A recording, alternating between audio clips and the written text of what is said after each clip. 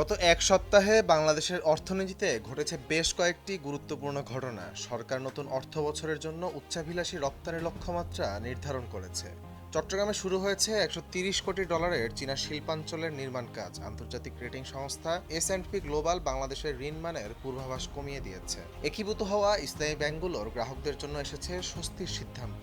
দক্ষিণ কোরিয়ার সঙ্গে একটি বড় বাণিজ্য চুক্তি স্বাক্ষরের প্রস্তুতিও সম্পন্ন হয়েছে। প্রথমেই রপ্তানির কথা। 2026-27 অর্থ বছরের জন্য $63.4 বিলিয়ন রপ্তানি লক্ষ্যমাত্রা নির্ধারণ করেছে সরকার, যা আগের অর্থ বছরের তুলনায় প্রায় 15% বেশি। তবে অর্থনীতিবিদ ও ব্যবসায়ীরা বলছেন, জ্বালানি সংকট, উচ্চ উৎপাদন ব্যয় এবং বৈশ্বিক অর্থনৈতিক অনিশ্চয়তার কারণে এই লক্ষ্য অর্জন সহজ হবে না। এদিকে চট্টগ্রামের আনোয়ারায় $130 কোটি ব্যয়ে চায়না ইকোনমিক অ্যান্ড ইন্ডাস্ট্রিয়াল জোনের নির্মাণ কাজ শুরু হয়েছে। এই শিল্পাঞ্চলে রপ্তানিমুখী শিল্প প্রতিষ্ঠান গড়ে তোলার পাশাপাশি প্রায় 1 লাখ মানুষের কর্মসংস্থান হবে বলে আশা করা হচ্ছে। সরকারের মতে এটি বিদেশি বিনিয়োগ বাড়ানো এবং শিল্পায়নে নতুন গতি আনবে। তবে ইতিবাচক খবরের পাশাপাশি এসেছে সতর্কবার্তাও। আন্তর্জাতিক ঋণমান নির্ধারণকারী সংস্থা S&P গ্লোবাল বাংলাদেশের দীর্ঘমেয়াদী ঋণমানের পূর্বাভাস স্টেবল থেকে নেগেটিভে নামিয়েছে। সংস্থাটি ব্যাংক খাতের দুর্বলতা, উচ্চ মূল্যস্ফীতি, আর্থিক চাপ এবং বৈদেশিক ঝুঁকিকে এই সিদ্ধান্তের কারণ হিসেবে উল্লেখ করেছে। একই সঙ্গে আগামী 3 বছরে বাংলাদেশের গড় জিডিপি প্রবৃদ্ধি 4.5% হতে পারে বলেও পূর্বাভাস দিয়েছে।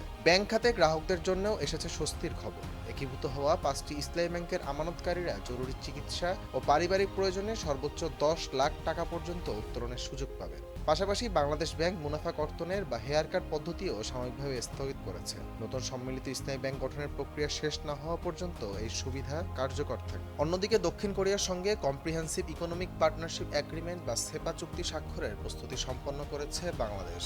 এই চুক্তির মাধ্যমে এলডিসি থেকে উত্তরণের পরও দক্ষিণ কোরিয়ার বাজারে বাংলাদেশের পণ্যের প্রতিযোগিতা ধরে রাখা, নতুন বিনিয়োগ আকর্ষণ এবং দুই দেশের বাণিজ্যিক সম্পর্ক আরও শক্তিশালী হবে বলে আশা করা হচ্ছে। সব মিলিয়ে গত এক সপ্তাহে বাংলাদেশের অর্থনীতিতে যেমন বড় বিনিয়োগ ও বাণিজ্যিক সম্ভাবনার খবর এসেছে, তেমনি আন্তর্জাতিক ঋণমানের পূর্বাভাস অবনমন দেশের সামনে নতুন চ্যালেঞ্জের বার্তাও দিয়েছে। এখন এসব উদ্যোগ বাস্তবে কতটা অর্থনৈতিক প্রবৃদ্ধি ও কর্মসংস্থান বাড়াতে পারে সেটিই দেখার বিষয়।